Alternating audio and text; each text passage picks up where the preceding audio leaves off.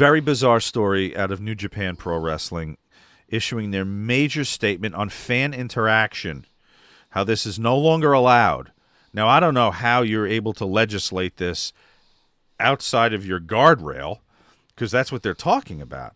Fans convalescing outside arenas or hotels. I'll read the quote. It says, "Thank you for supporting New Japan Pro Wrestling. On principle, we ask fans to refrain from contact with NJPW wrestlers outside of officially designated fan meeting events. This includes waiting for wrestlers on entrance and exits from venues. Please bear in mind that around venues and hotels where wrestlers are staying, waiting for wrestlers and pressuring for autographs and pictures puts a strain on personal time as well as disrupts regular business for other guests and staff. Please understand that future actions deemed to be overtly aggressive or construed as stalking will be discussed with local law enforcement and dealt with properly. We kindly ask the fans to refrain from the following." And then they just list basically everything. They just said, God, if I had $1 for every time I waited around the dojo. But you were on the other side of this, and it's just bizarre to me that is Paramount Pictures next. Please do not ask Brad Pitt for an autograph after he finishes filming. His latest Paramount Pictures production. This just seems like overstepping to me, and really strange that in today's society, the statement from the company that anyone would expect anything to happen. Of all places, too. The hotbed of entertainment, New Japan Pro Wrestling. I mean, but the hotbed of just unruly, go back and look at Hansen beating the Japanese submissive crowd with a cowbell, busting them open. Nobody ever pressed charges, did anything. Right. And now with somebody say, "Excuse me, please, Mr. Nash, you sign this?" "No, man, I can't because you're fucking." I live in the States. I'm on a bus full of a bunch of fucking dudes, but you're taking away from my fucking personal family time. Mm-hmm. What the fuck? But, I mean, even just standing out and asking for an autograph. I mean, they're using words like stalking. Something had to have happened that we're not aware of that's brought this to this head. Well, all that in this article that I'm reading, it does say various wrestlers have spoken out this year regarding fans engaging with them outside company events. Saray revealed the situation over the summer. So, a bizarre video. Okay, I did see the Jeff Hardy video, being stalked by fans at an airport. Okay, what do we got here? So this is Jeff Hart. For anyone listening, a fan comes up to Jeff, has a few pictures. He's actually got a lot of pictures. But now Jeff can stop signing, right, at any point in time. That's Jeff's fault.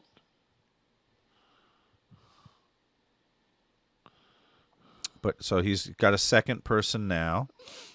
And I don't know if there's something abusive happening on audio here, but Jeff's taking his time. He signed about He's throwing them on the 6-7 pictures. He's throwing them on the ground. The dude laying them out to dry so that the Sharpie can dry. Now, Jeff doesn't have to. Now, Jeff's still signing. He signed about probably 12 pictures, maybe 15 pictures. He doesn't have to stand there and do this. I mean, he has certainly given these guys, who are clearly going to sell these, right? Yeah. They're not going to hand these to their kids. These are white dudes. These are Japanese fans. Oh, yeah, but they run over here. New Japan runs in the States. I think they were in Las Vegas last week. But but why? Fuck off. That's your fault. If somebody pulls out their cock and says, "Hey, Jeff, you mind just putting the tip in your mouth?" Out of respect. Out of respect, and you fucking do it? Well, if it's a white dude. Yeah. Then all of a sudden it's what? If you say, "No, I ain't fucking doing that," get the fuck away from me. Listen, guys, if you're in the fucking Rolling Stones, I was watching a video the other day.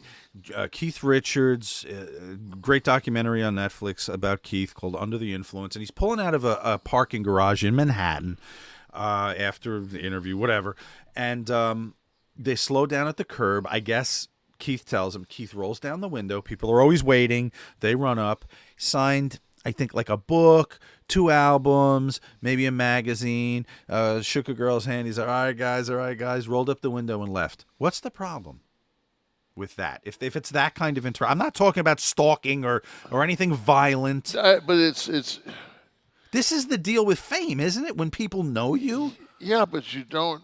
It's not your job to put the window down. No, it's your choice. Hinckley made that well known.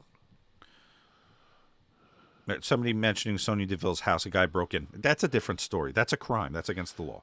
This is somebody that is waiting at the airport. It's just like when you leave, when you do a Comic-Con and you leave, and they're waiting for you at Delta, right? Because they know you're going to go fly out, so they wait for you at the airport, and it's like, no,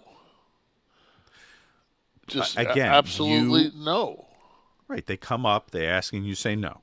You just say no. They say, listen, man. I said, I left my house. I just spent the last 76 hours of that time. 21 of it, I was on a floor where you could have walked in and got my autograph. That's what I was here to do this weekend. If it meant that much for you to get it, you should have got it then. And they'll say, well, I didn't have the money for it. And I'll say, ask around. Ask when somebody comes up to me and says, I don't have the money for it, and I know that it's the truth. If I don't fucking give them one, right there at my booth, or if they've got 3 kids and one kid wants one and one kid wants the other, and she is going to pay for one. She said, I don't. Which one do you want? Which one do you want? Which one do you want, Mom? I'll give you all 3 one.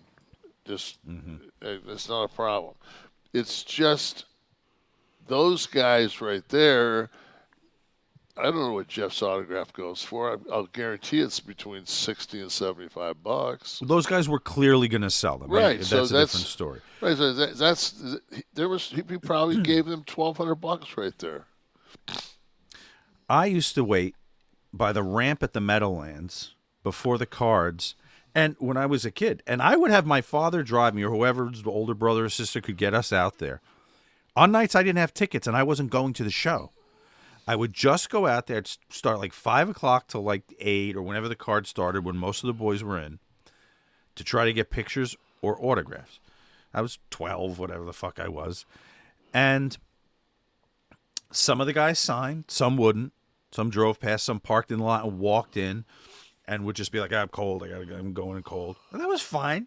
Nobody gave them a hard time. I remember JYD signed a few autographs one time. He said, gotta get in, gotta work. And he walked in, and that was great. Now, that was not November 2nd, 1985 at Hershey Park Arena, where Junkyard Dog worked against Terry Funk and actually grabbed the branding iron from Funk and branded Jimmy Hart's ass, his red underwear he was wearing on the Saturday Night's Main Event taping. This was something else. It was with the Meadowlands. But no one gave the boys like a hard time. The ones that signed, people were happy. And then the ones that didn't, they just walked in and that was it. See, I was always afraid that if I did sign, somebody would bring it up later on, like in that kind of colorful 1992 or some the shit. The blue ink? Yeah, there's the whole everything. It would have been too much, and it would have been brought up over and over and embellished. So I said, fuck it, I'm just walking in. So. Did you, were there arenas that were more problematic to get into because like fans could block, like Madison Square Garden you drove into, didn't you? We had Or to, did you have to walk in? no, we had to park our car at the day's end, and then they would bring the EMS, the EMT or whatever, the fucking ambulance, and the boys would pile in that, and then we'd take that into the garden. Okay. Meadowlands had the ramp, so you could But yeah, drive down. drive down. Boston Garden ramp? Yeah, but outside you had to walk up the old wooden ramp of the old garden, if you remember That's what I that. mean, the old one, right? Yeah, the old one. So But you you'd be could, accosted but there. you couldn't get in the, you couldn't get back there. Oh, fans couldn't get back. No. Oh, okay. Almost every arena that we did, it was you couldn't get to us. Okay. Like Poughkeepsie, yes. White Plains, kinda. Poughkeepsie was the Mid Hudson Civic Center? Yeah. And what was that? Was that just a door you guys walked in from the Yeah. lot? Oh, Yeah, you could get to us there. right.